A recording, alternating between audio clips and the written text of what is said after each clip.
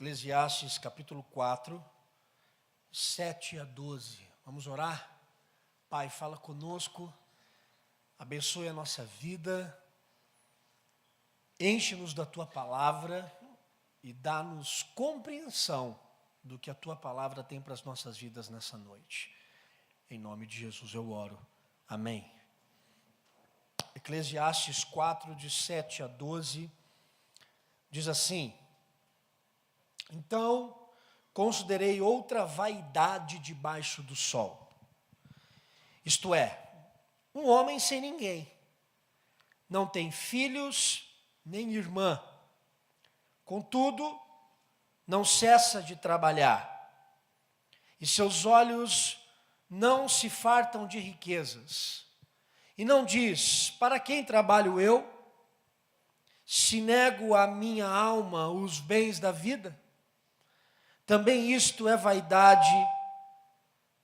Alô, não sei se alguém pode ajudar a gente aí na mesa, por favor. Também isto é vaidade e enfadonho o trabalho. Melhor é serem dois do que um, porque tem melhor paga do seu trabalho. Porque se caírem, um levanta o companheiro. Ai, porém, do que estiver só, pois caindo não haverá quem o levante. Também, se dois dormirem juntos, eles se aquentarão, mas um só, como se aquentará? Se alguém quiser prevalecer contra um, os dois lhe resistirão. O cordão de 3 dobras não se rebenta com facilidade. O aniversário é meu, mas também do Léo, né? O Léo também faz aniversário hoje. 38. Como o aniversário é meu, eu quero um presente. E o presente que eu quero chama-se amizade. Eu considero a amizade a joia mais preciosa desse mundo. C.S. Lewis escreveu uma obra intitulada 4 Amores, onde ele examina as diferenças entre as 4 principais categorias dos laços íntimos da humanidade. E uma das 4 abordagens que o C.S. Lewis faz dos 4 amores da existência humana é a amizade. Essa relação mais rara e profunda que a gente tem na vida. Ninguém consegue viver bem, saudável emocionalmente e equilibrado se não tiver amigos. E quando nós nos sentimos meio que sem amigos, o sofrimento entra na nossa vida de modo que parece que nós não sabemos lidar com ele. Aliás, o problema do sofrimento humano é um assunto que todo mundo tenta dialogar e compreender, seja pela linha filosófica, seja pela linha teológica, psicológica, qualquer linha. Todo mundo tenta compreender e todo mundo tenta dialogar quando o assunto é sofrimento humano. E eu não sei você, mas para mim, tratar o assunto do sofrimento humano, a gente não pode tratar esse assunto com respostas prontas. O capítulo 4 de Eclesiastes traz para nós nessa noite alguns assuntos desse tipo. Alguns assuntos que não são bons para a humanidade. Alguns assuntos que não fazem bem para a gente. Alguns assuntos que são considerados como sofrimento humano. Deixa eu dar alguns exemplos. No capítulo 4, de 1 a 3, vai falar sobre a ausência da gente ter um consolador no meio da dor. Ah, como é difícil.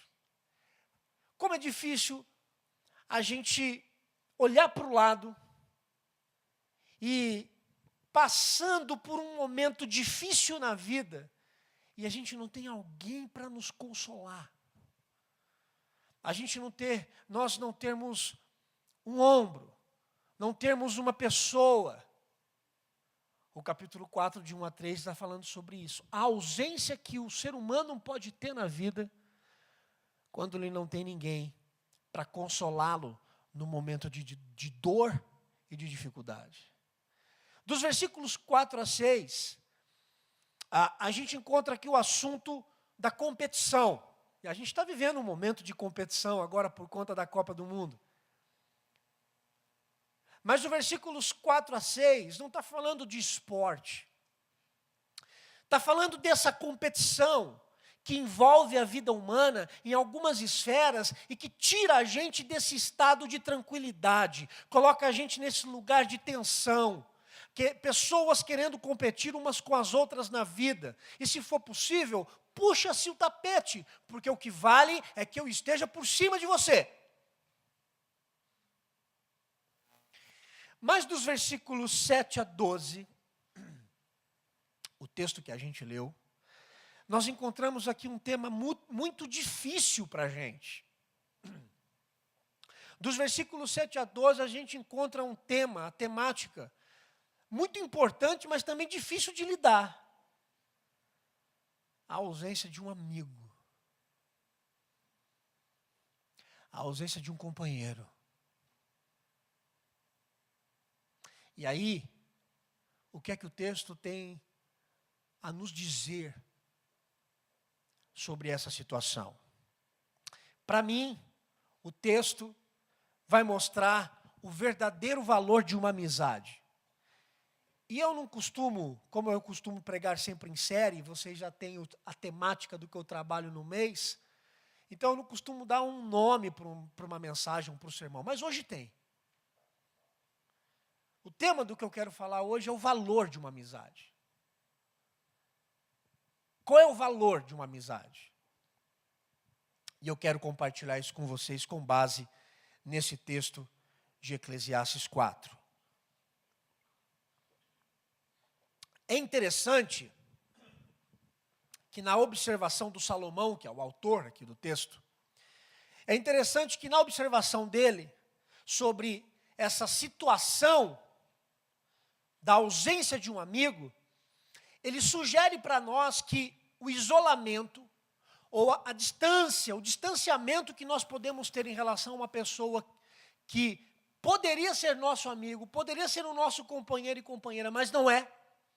Essa posição de isolamento nos faz cair na enganação da busca por uma realização pessoal. Quem se encontra isolado e quem se encontra sozinho e não tem uma pessoa para partilhar a vida na esfera da amizade, essa pessoa cai numa enganação, cai numa armadilha de viver a vida, então, em busca dessa realização pessoal. Ou seja, já que eu estou sozinho nesse mundo, já que eu estou só, então eu vou me afundar na projeção profissional. Já que eu estou sozinho, eu vou me afundar no trabalho para que eu cresça. Eu vou crescer então, porque eu não tenho ninguém para partilhar a vida. Eu não tenho ninguém para ligar, eu não tenho pessoas que vão perguntar para mim o que eu estou fazendo hoje, o que eu vou comer amanhã e para onde eu vou tirar, onde eu vou tirar minhas férias. Então, já que eu estou sozinho, então eu vou me afundar no trabalho, vou ser o melhor naquilo que eu faço. O Salomão fala exatamente dessa pessoa. De uma pessoa que caiu no trabalho. De uma pessoa que conquistou muita coisa. Mas que começou a viver o drama de ter muitas coisas, mas não ter ninguém com quem dividir as conquistas.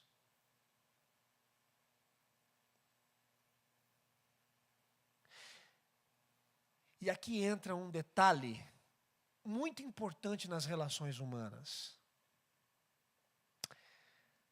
Nós queremos ter coisas. E é bom ter. Mentiroso é quem diz que ter coisas não é bom. Nós queremos ter coisas. O problema é que nós não vamos nos satisfazer tendo. A nossa satisfação plena está em ter e compartilhar com alguém aquilo que temos e aquilo que conquistamos. Essa é a nossa satisfação. Vou dar um exemplo. Você foi promovido no trabalho, ou você conseguiu um emprego, uma conquista no trabalho. Você vai fazer o quê? Você vai querer dividir isso com alguém. Como é bom você ter nomes para colocar numa lista, para você fazer uma festa. E aí você diz assim, gente, eu vou ter que segurar a onda aqui, não vou poder chamar todo mundo não, porque a minha lista senão vai ficar enorme.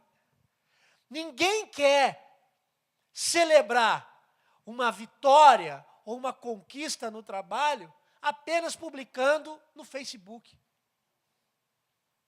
Porque quem faz isso está só.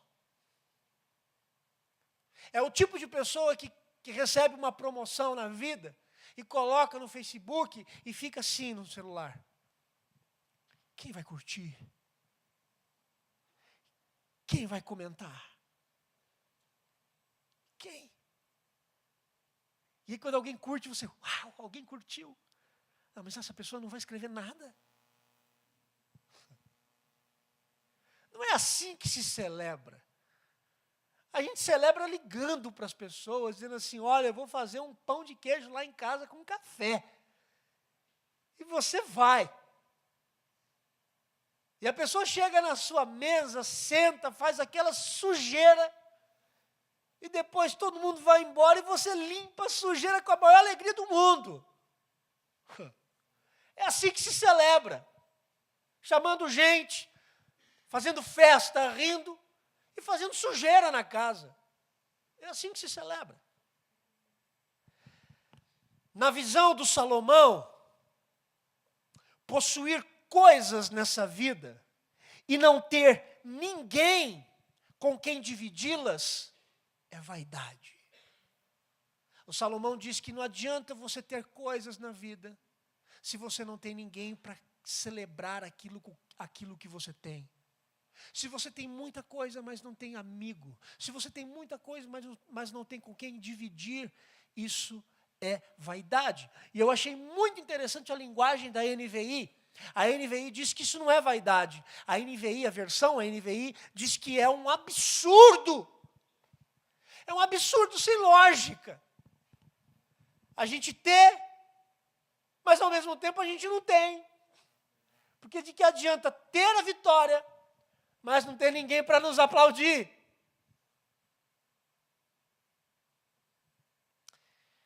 Isso me faz pensar nessa verdade sobre a amizade. Esse mistério, é um mistério. Esse mistério da gente ter, e ao mesmo tempo que a gente tem, a gente deseja compartilhar com o outro aquilo que a gente tem. E diga-se de passagem, compartilhar com o outro aquilo que a gente conquistou e aquilo que a gente tem. E quando nós possuímos pessoas para compartilhar aquilo que temos, é muito mais gostoso. Olha o que diz o versículo 8. O versículo 8 diz assim, que essa pessoa não cessa de trabalhar, porque ele não tem ninguém, então está trabalhando o dia todo. E diz que não cessa de trabalhar, e seus olhos não se fartam de rir nas riquezas. Ele trabalha, tem, mas não tem com quem dividir. É aquele cara que tem aquela televisão do tamanho dessa parede, e amanhã, segunda-feira, jogo da seleção. E aí ele senta, faz aquele montaréu de pipoca, bota a camisa do Brasil e liga a TV e diz, e aí?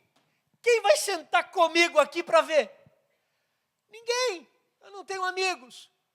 Ah, como é gostoso você sentar de frente daquela caixotinha pequenininha, aglutinado com 6 caras do seu lado, comendo um amendoizinho, e os 6 ali, vidrados na televisão. Porque o que vale não é a quantidade de riquezas que se tem, mas é com quem você partilha o momento que você vive.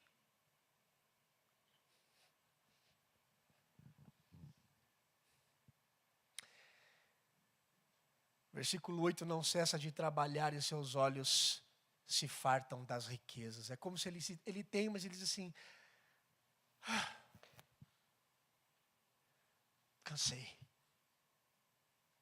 Me fez lembrar quando eu estava preparando a mensagem, na minha adolescência.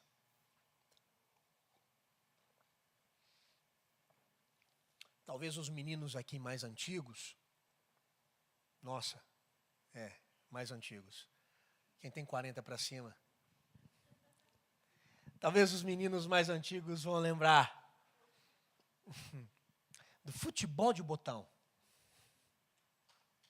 Hoje não se tem muito isso, né? Hoje que se tem é videogame. Mas eu joguei demais futebol de botão. Eu tinha o que a gente chamava de estrelão. Não sei como é que aqui em Brasília chamava, era estrelão. Estrelão era o campo. E eu tinha uma caixa com vários times. E aí, eu ia para o meu estrelão, botava em cima da mesa, minha mãe ficava doida, eu ficava esperando todo mundo terminar de comer, que eu queria jogar. E aí eu botava o estrelão em cima da mesa, botava os 2 times e ficava jogando. Tchic, de um lado, tchic, do outro. Tchic, de um lado, deprimente. Tchic, do outro. Aí não sei se você já jogou, eu falava assim, pro gol. Aí eu ia para trás, pode bater. Gol! Até que eu descobri que o meu amigo tinha uma caixa de jogo de botão na casa dele que ele estava começando a colecionar também. Eu falei, opa! E aí eu cheguei nele, falei assim, você joga botão? Ele, jogo? Aí você joga onde? Jogo sozinho. Onde é que você joga? Eu jogo na mesa da minha mãe. Eu tenho um estrelão. Bora? Bora! E aí eu descobri um amigo que todos os dias jogava futebol de botão comigo. E aí esse meu amigo, a gente pegou uma amizade tão grande, que na máquina de escrever, ele datilografava os nomes, tabela, e nós jogávamos Campeonato Brasileiro, Libertadores, Copa do Mundo, tudo. E tinha artilharia e tudo. Quem fazia gol, número 8, marca lá, número 8. Tudo. Porque de que adiantava eu ter uma caixa com 20 times de futebol de botão para jogar sozinho? É muito melhor eu juntar os meus 20 com os 20 dele, porque agora eu não tenho 20, eu tenho 40. Porque eu jogava também com os dele. E ele jogava com os meus. Ter tudo e não ter alguém, segundo o versículo 8, é um enfado no trabalho. O versículo 8 diz assim, 4:8, contudo não cessa de trabalhar e seus olhos não se fartam de riquezas, e não diz, para quem trabalho eu, se nego a minha alma, os bens da vida, também isto é vaidade, enfadonho trabalho. É um trabalho ingrato, eu ter, conquistar as coisas, ter as coisas e não tem com quem dividir. É enfadonho, é sem graça, é chato. É por isso que quando nós chegamos no versículo 9, Salomão diz, melhor é serem 2 do que 1.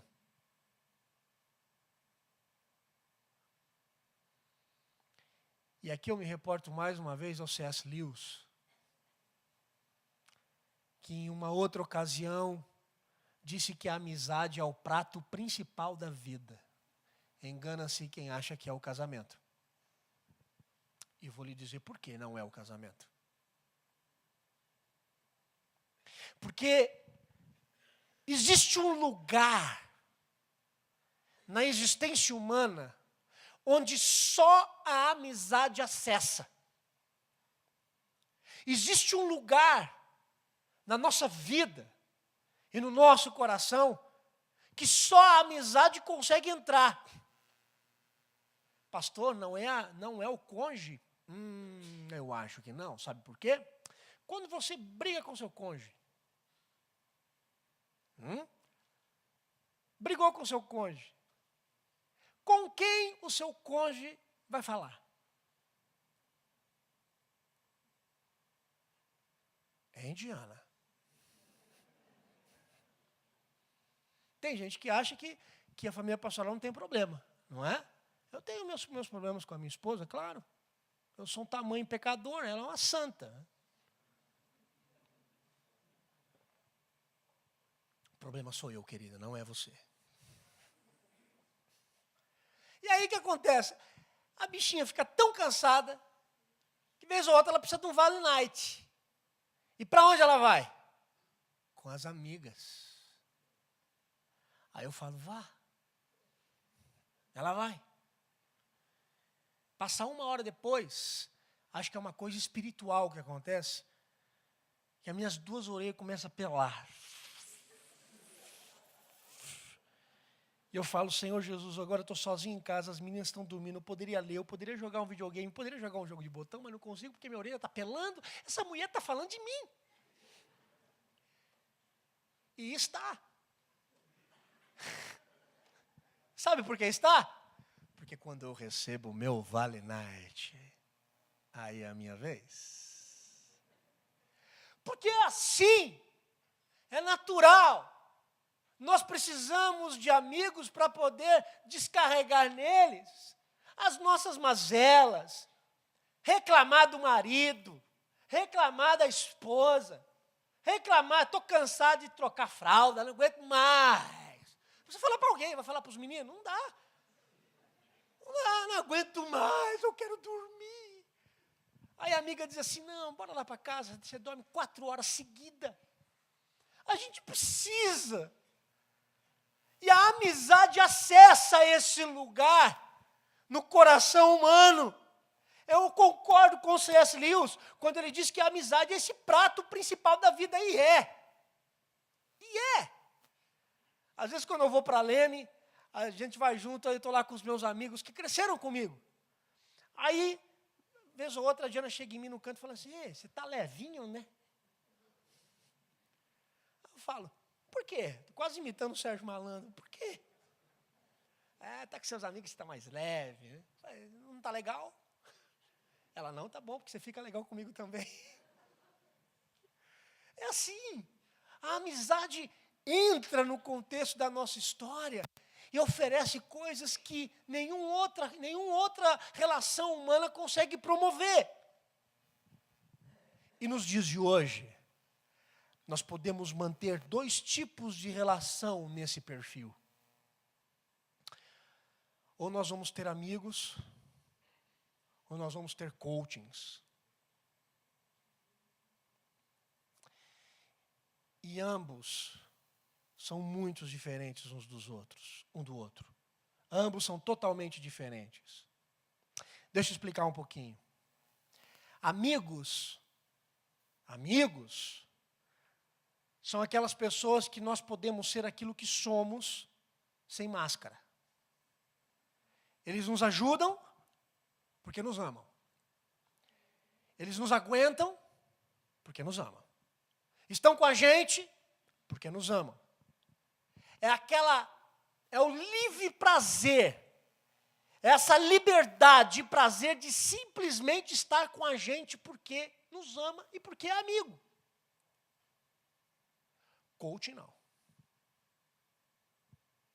O coaching é alguém que entra na sua vida porque você o busca, pedindo para que ele ajude você a alcançar uma meta que você deseja. A relação parece pessoal, mas é estritamente profissional. O coaching, ele entra na nossa história para ficar com a gente, e ele está com a gente não é porque ele precisa de mim.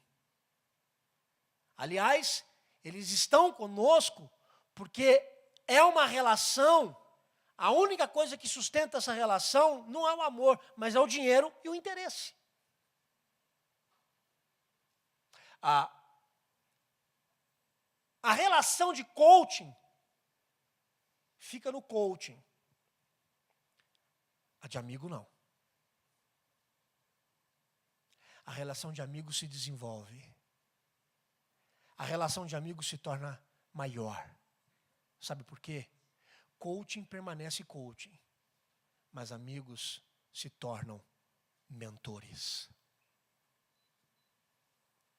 Amigos se tornam mentores. E sabe quem são os mentores? Mentores são essas pessoas que tocam as nossas feridas sem ter nojo. Mentores são essas pessoas cuja a opinião é tão importante para nós que nós não vamos conseguir dar um passo sem ouvir a opinião dos nossos amigos que se transformaram em mentores. O valor da amizade é enorme. O valor da amizade é enorme para a nossa vida. E é enorme porque não apenas traz para nós esse sentimento de pertencimento. Eu pertenço a alguém. Eu tenho coisas, mas eu não pertenço a essas coisas. Eu pertenço a alguém. Eu tenho uma televisão do tamanho da parede, mas eu não pertenço à televisão. Eu pertenço aos meus colegas que estão comigo, aos meus amigos que estão comigo. Ou eu tenho um radinho. E se eu tenho gente do meu lado, é o que vale.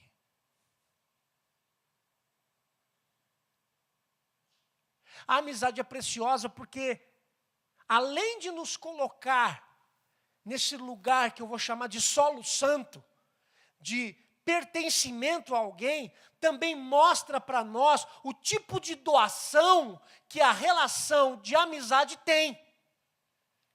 A relação de amizade é uma relação verdadeira, tá?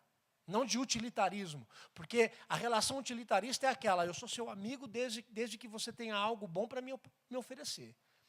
Quando você deixa de me oferecer aquilo que é bom, você já não serve mais para ser meu amigo. Está cheio de relação utilitarista por aí. Isso não é amizade verdadeira. Isso não é amizade verdadeira. Veja, a relação de amizade verdadeira é uma relação de doação. O texto fala, se um cair, é melhor serem dois do que um, porque se um cair, o outro levanta. É melhor serem dois do que um, porque os dois se esquentam no frio. É melhor serem dois do que um, porque ambos se protegem nas lutas. Como é bom ter gente do nosso lado quando nós estamos guerreando na vida. Inferno é a gente lutar, olhar para o lado e não ter um companheiro de guerra. O cordão de 3 dobras não se rompe com facilidade.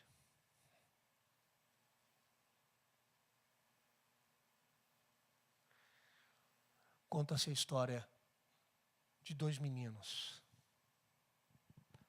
vizinhos. Cresceram juntos, adolescência juntos, juventude juntos no mesmo contexto. Se formaram e os dois se tornaram fuzileiros. Por uma casualidade rara, os dois foram convocados para o mesmo lugar para lutarem juntos contra a Alemanha na Segunda Guerra Mundial. E num dia, quando o tiroteio estava muito forte, bombas, granadas, e todo aquele cenário de tragédia, os dois um do lado do outro guerreando, o comandante dá um grito e dizendo assim: recuem, recuem, e todos começam a correr. E no meio da corrida, um dos amigos olha para o lado e começa a perceber que o seu amigo não está junto, mas ele tem que continuar correndo, ele continua correndo. E quando eles chegam no lugar onde o comandante havia dito para eles ficarem caso acontecesse o recuo, esse jovem olha para a tropa e começa a procurar desesperado, e ele é tomado por um terror, por um medo, e uma nuvem de fumaça se levanta na frente deles, na frente da tropa, por conta das granadas, das bombas. E ele olha para o comandante e diz assim: o meu amigo não está, eu vou voltar. Eu vou voltar. O comandante diz: não, você não vai voltar. Porque voltar é suicídio. Sabe o que esse menino faz? Ele volta. E quando ele sai correndo, o comandante tenta segurar ele pela mão. Alguns outros da tropa tentam segurar, ele sai chutando tudo. E ele entra no meio e vai sumindo a sua imagem, até que toda a sua imagem some, e ele está agora no meio daquela fumaça. E no meio da fumaça ele começa a gritar o nome do amigo, gritando, gritando. E de repente ele encontra o amigo deitado, ferido. Ele pega o menino, ele pega o amigo no colo, sai correndo. E o último ato que esse amigo teve na vida foi ver que o seu amigo perdeu a vida ali no seu colo, nos seus braços. E quando ele chega diante da tropa, o comandante diz assim: eu falei para você, você arriscou a sua vida, o seu amigo já estava morto. Seu amigo já estava morto. Ele diz: não, eu cheguei a tempo. Quando eu encontrei ele estava muito ferido, ele olhou para mim e disse: eu sabia que você iria vir. Eu sabia que você viria.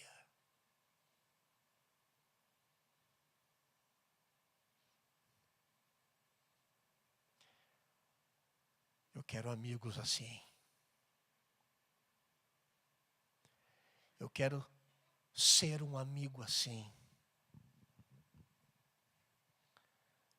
Gente que se arrisca no campo da batalha e arrisca a sua própria vida em favor do outro.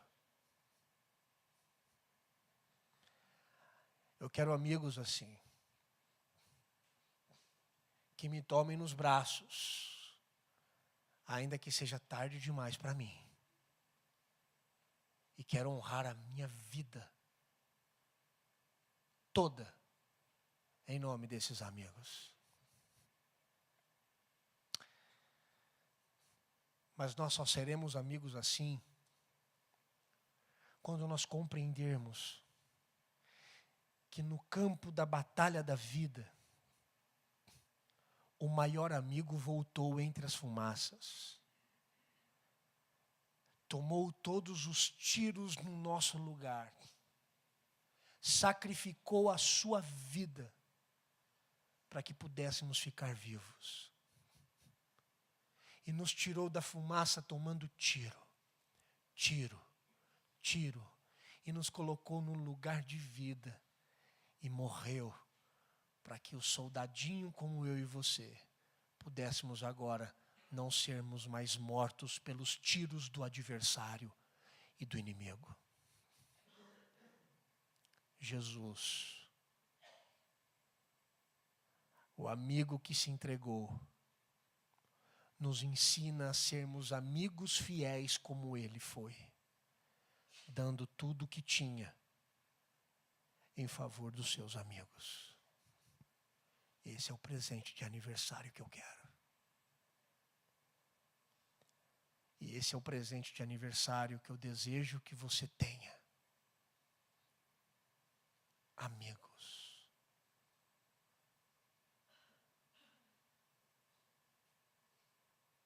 Amigos.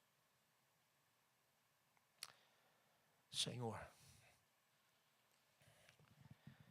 eu te agradeço, Pai, porque o Senhor não nos deixa sozinhos.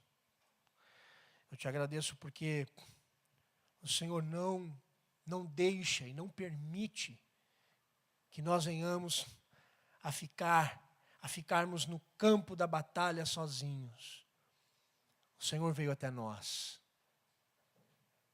e se fez o melhor e o maior amigo da nossa alma. E eu peço que o Senhor nos ensine a sermos amigos assim.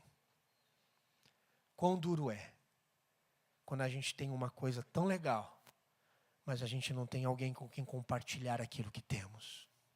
Quão difícil é, Senhor, quando nós temos tantas vitórias, mas nós não temos alguém com quem compartilhar as nossas vitórias.